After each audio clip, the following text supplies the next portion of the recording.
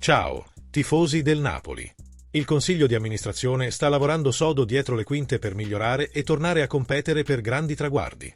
E per farlo, i dirigenti tengono d'occhio il mercato, alla ricerca di nomi che possano alzare il livello della squadra.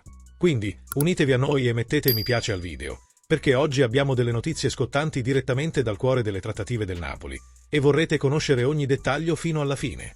Il Napoli è in pieno fermento sul mercato e ora cerca di rafforzare una posizione strategica, il gol. E il nome del momento è Vanja Milinković-Savić, portiere titolare del Torino e una delle figure più solide della Serie A delle ultime stagioni.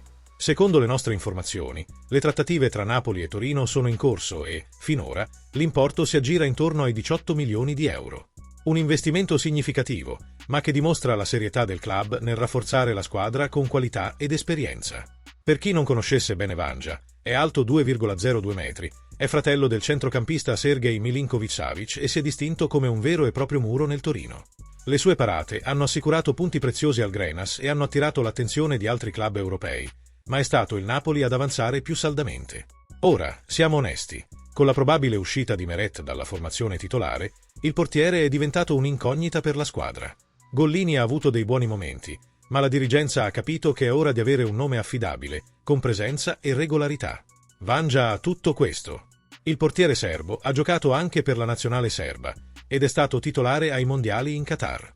È noto per il suo buon posizionamento, i riflessi rapidi e la grande sicurezza nei lanci aerei, che possono rivelarsi essenziali nelle partite decisive, soprattutto nei momenti di maggiore pressione. E c'è di più. Secondo fonti vicine alla trattativa, il Torino sarebbe disposto a svincolare il giocatore a patto che venga pagato l'intero importo dell'operazione senza rate eccessive.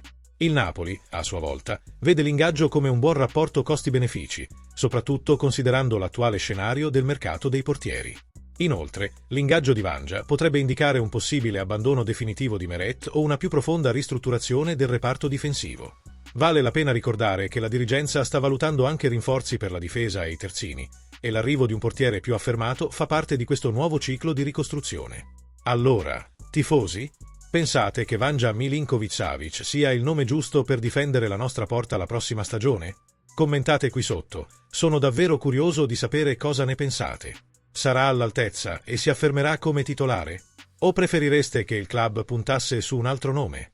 Non dimenticate di mettere mi piace alla notizia se vi è piaciuta. Questo aiuta davvero il nostro canale a continuare a offrirvi contenuti esclusivi e aggiornati. E ovviamente, iscrivetevi al canale per non perdere nessuna novità sul nostro amato Napoli. Forza Napoli sempre!